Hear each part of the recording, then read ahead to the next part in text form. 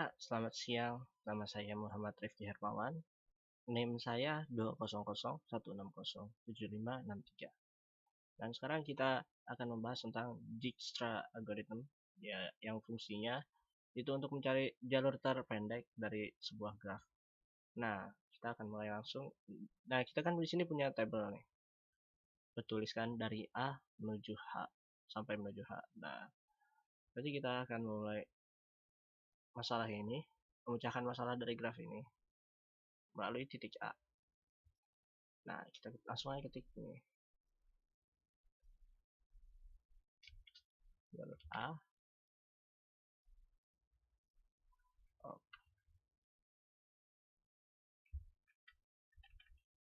A menuju B. Nah, yang pertama A menuju B. Apakah ada? Nah, kita lihat di grafnya. Di grafnya menunjukkan A memiliki jalur langsung menuju B, yaitu 2. Langsung aja kita tulis di tabelnya.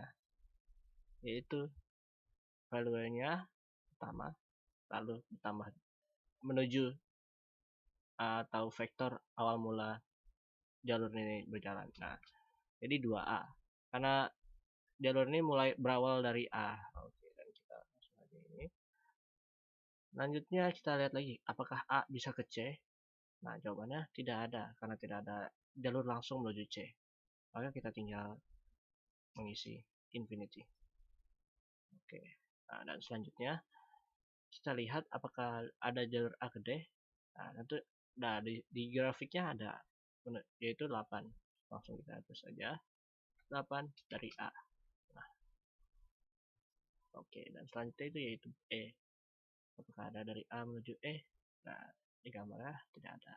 Kita tinggal masukkan. Nah, infinity atau tidak ada. Lalu dari jalur A menuju F, apakah ada yang langsung? Nah, ternyata tidak ada. Kita tinggal menuliskan ini lagi. Nah, sekarang menuju vektor G. Apakah dari A menuju vektor G ada? Ya, ada. Melalui jalur ini yang value-nya 9 dari vektor A. Oke. Nah, sekarang kita ke H nih, yang terakhir ya. Nah, apakah A ada jalur ke H? Tidak ada jalannya. Maka kita ketik atau tulis infinity.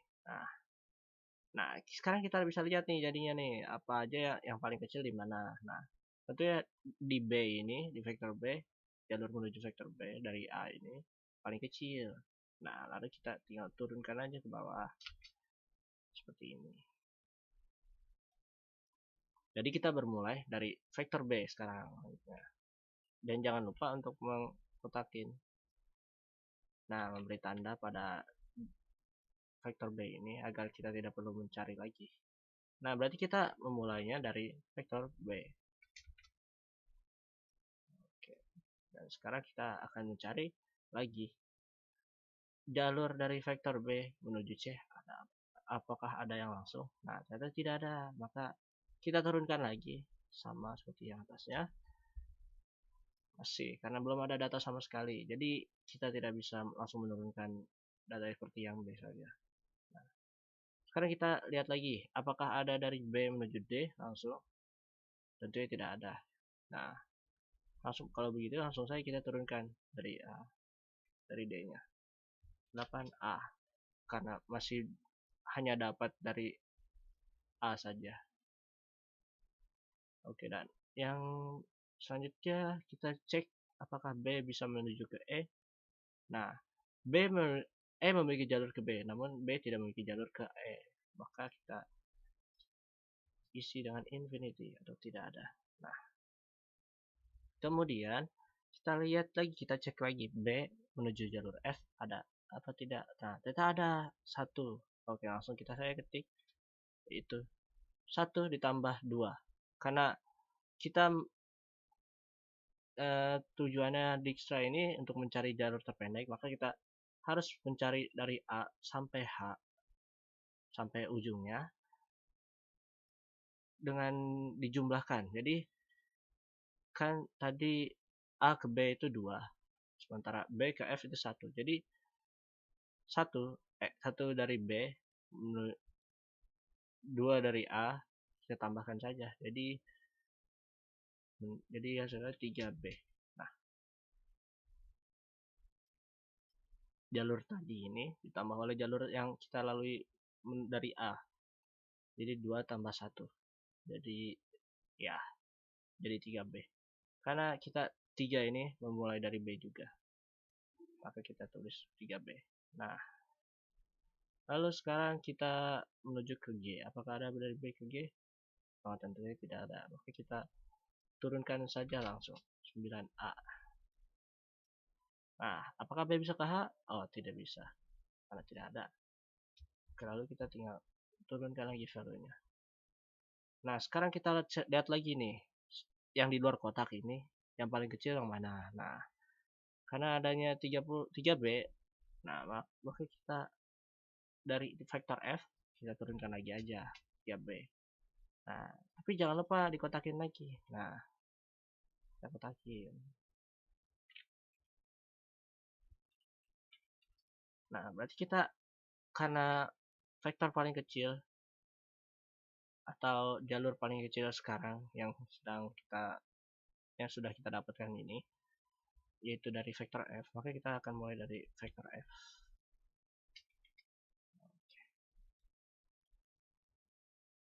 Nah, sekarang kita cek nih, kita dapat dari F bisa kemana aja. Nah, kita coba cek lagi ke F, ke yang C.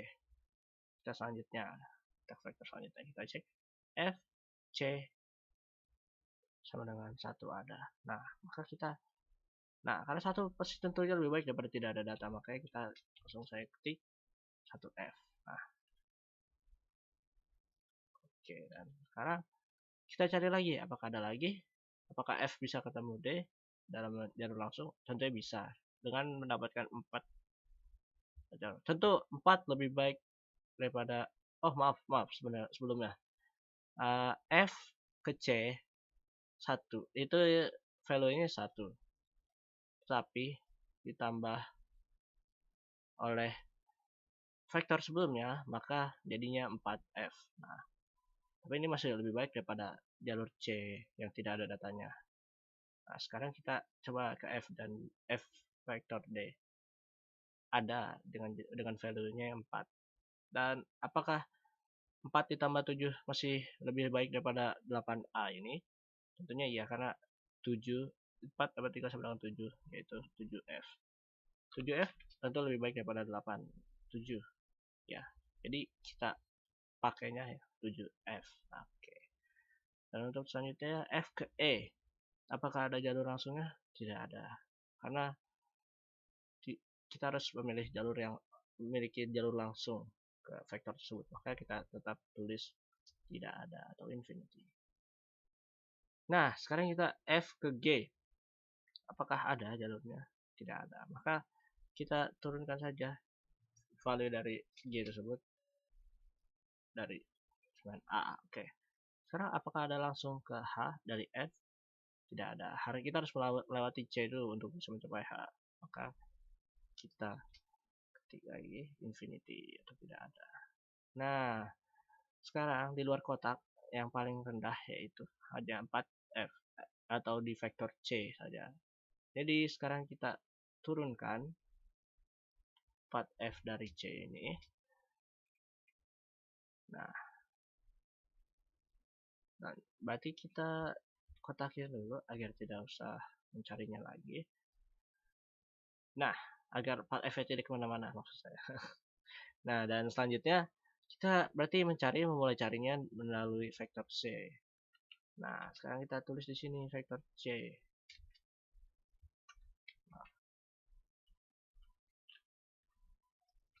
Nah, sekarang kita cari lagi. Karena B sudah dikotakin dan C juga sudah dikotakin, F juga, berarti kita tinggal mencari D, E, G, dan H. Nah, sekarang C ke D, apakah sudah ada? Apakah ada jalur langsungnya? Ada ternyata. C dapat bertemu D dan D juga dapat bertemu C dengan satu value. Nah, maka langsung saja kita ketik 1 ditambah 4 jalur sebelumnya, yaitu 5. Apakah 5 C masih lebih baik daripada 7F? Tentu iya, karena 5 lebih kecil daripada 7. Oke, kita taruh di vektor D. Dan selanjutnya yaitu E. Apakah C dapat bertemu E secara langsung? Tidak, harus melalui banyak vektor yaitu D, G, dan G. Maka kita tulis lagi infinity atau tidak ada. Nah, selanjutnya yaitu G. Apakah C dapat bertemu dengan G? Tidak, tidak dapat. Harus melalui jalur D atau vektor D dulu untuk bisa. Nah, apakah C bisa bertemu vektor kita yang H? Tentu bisa karena dia memiliki jalurnya, yaitu 2. Berarti 2 ditambah 4. Nah, sekarang berarti 6. C. Karena kita melalui vektor C. Oke.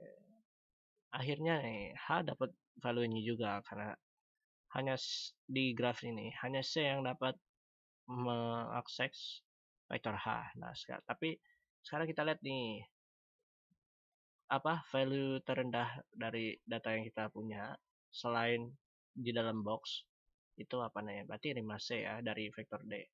Nah, berarti kita turunin aja langsung 5C dari data D. Oke. Nah, berarti kita mulai dari D. Oke, vektor D kita tulis di sini vektor D. Nah, apakah vektor D bisa bertemu dengan vektor E? Oh ya, jangan lupa. Nah, ini saja. Kita harus mengotakkan ini dulu agar tidak akan kemana-mana si vektor D ini.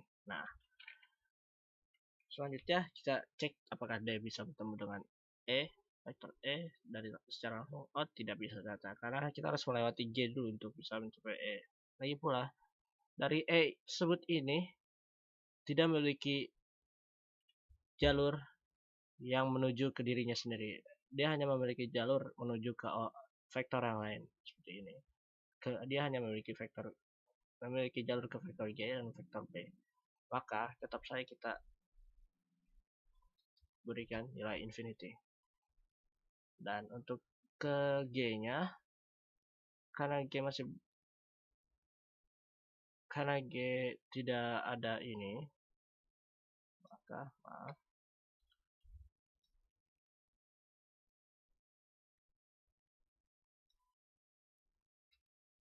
saya. Ini turunan dari 9A. Oke, jangan sampai lupa. Nah, dan selanjutnya yaitu dari D menuju G. Apakah ada?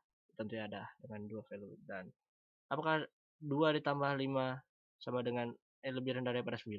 Tentu iya, karena hanya memiliki 7 value, yaitu 7D. Oke. Dan sekarang kita balik ke H. Karena H-nya dapat diakses oleh C, maka kita langsung turunkan saja 6C. Oke. Nah, untuk selanjutnya kita cari lagi di luar box yang nilai paling rendah yaitu 6C, yaitu kita langsung turunkan saja 6C. Nah, 6C ini kita kotakin dulu agar tidak kabur kemana-mana. Nah, selanjutnya kita akan mencari dari vektor H karena berhubung jalur terakhir yang kita lalui yaitu dari vektor H. Kita tinggal masukkan saja.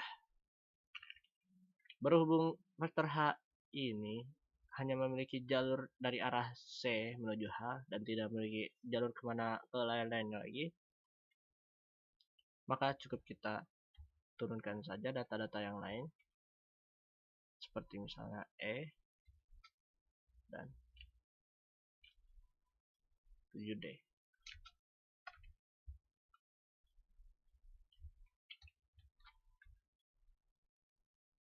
Oke.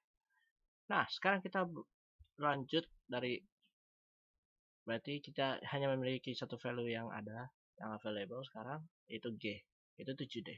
Kita turunkan saja 7D langsung. Nah, dan jangan lupa dikotakin. Nah, dan selanjutnya kita mulai dari vektor yaitu G yang sekarang kita sedang kunjungi. Nah, apakah G bisa bertemu dengan E? Tentu tidak, maksudnya tidak bisa. Nah, kita tulis ini.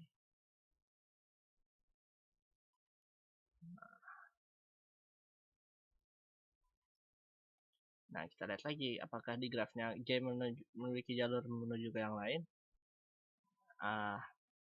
G memiliki jalur tentunya menuju A. Nah, karena kita tidak ingin jalur kita mengulang-ulang, maka saya hilangkan A dari label ini agar kita tidak mengulang-ulangi. Jadi kita hanya bisa sampai sini saja. Nah, untuk selanjutnya yang paling kecil yaitu E, jalur E, vektor E. Karena E tidak memiliki apa-apa dan juga tidak memiliki jalur kemana-mana selain ini, maka kita copy juga gitu infinity dan kita kotakin lagi karena memang ini nilainya sudah paling tepat. Nah, sekarang hasilnya berarti ini sudah terjawab ya. Sekian dari saya, terima kasih.